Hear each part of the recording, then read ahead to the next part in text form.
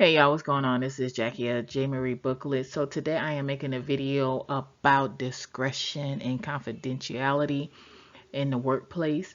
So in the healthcare, we unit secretaries, we have access to sensitive medical information, and it is our responsibility to keep it confidential.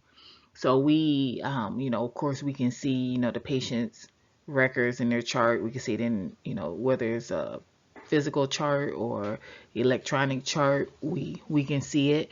We also overhear conversations between doctors and nurses. We hear everything. We're at the nurses station, so we hear everything. We hear things in the elevator, even though things should not be said in the elevator. But if you get on the elevator and it's you and like you work there and your other coworkers, they might be talking about something else or someone else and you hear it, you know what I'm saying? Like you might not know exactly who they're talking about, but you hear the information. So, it's important that we learn to be discreet with our conversations. You really shouldn't be talking about a patient in the elevator, you know what I'm saying?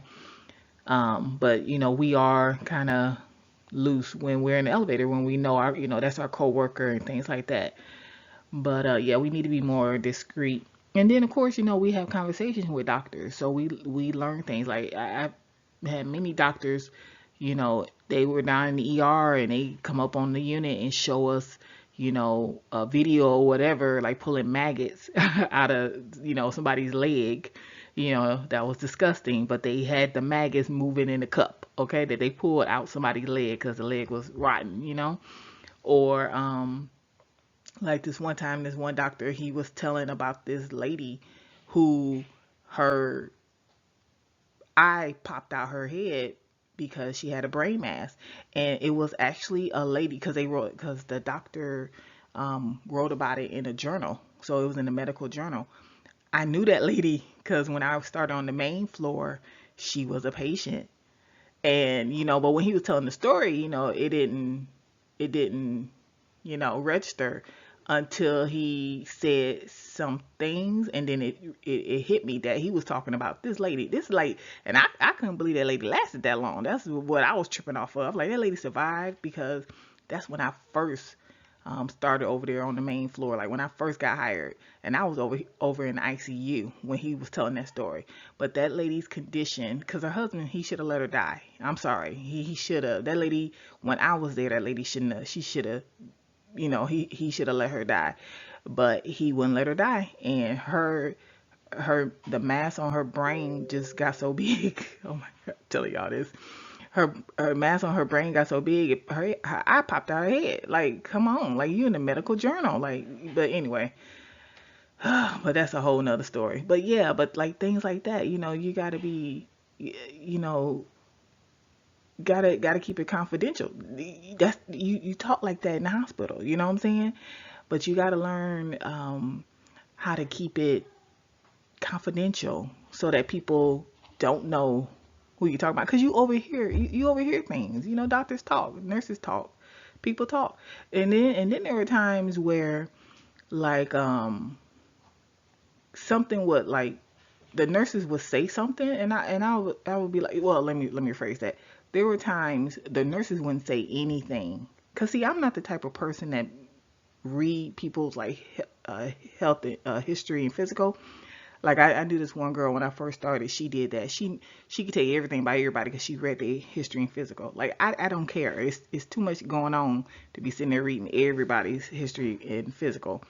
But like like we had patients who were like, was it a, are they, transgender? Like, are they a man or is that a woman?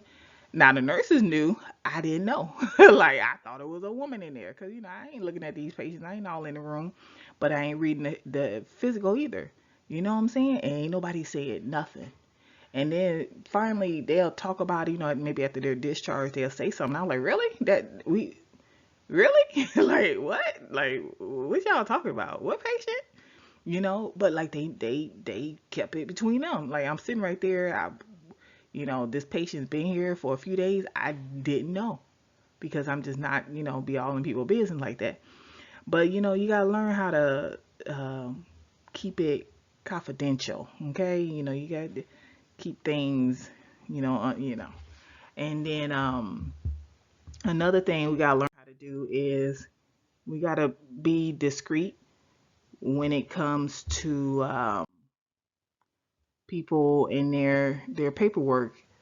One of the things that our sister floor, they were notorious because I mean I kind of understand it, but I don't understand it because our sister floor unit was so big. It was, and when I say big, I'm talking about like in a circle, kind of. It was one of those type of units, the way it was built. So they had charts in different areas. So you might have the chart for room 1 through 5 here, and then the chart for 6 through 10 is over here, and then the chart for 11 through 15 is over here. So the charts weren't all together like it usually is on a hospital on a unit. They were they were closer to the rooms. In the rooms, it was like built in a circle, you know. And so the charts would be laying all over the place. Uh, Paperwork, you know, something might print off the printer because we had multiple printers. I think we had like 5 printers up there, and you had all these printers and all these fax machines, and so paperwork would be lying around everywhere. So like when I say I can understand how it could happen, it's because you're the secretary. If you're getting murdered, okay, like you know we use them terms. If you're getting murdered and you got like 3 admissions and 4 discharges, you can't keep up with all the charts and the paperwork that's laying all around. But the nurses should participate in doing it, because like, or the doctors, you know. But people leave it laying around.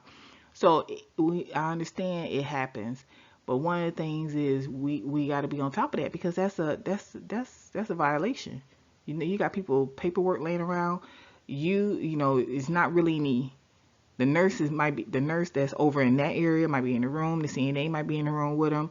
You got, you know, this documentation laying on the desk, you know, like the nurse's station where they sitting at, laying by the computer, and anybody can walk by and grab it, you know. And it got the patient's name, it got their information, it got their medical information. I mean, it got all kinds of, it got everything on there, you know. And so we gotta learn how to protect that. We also gotta learn how to not throw stuff in the garbage.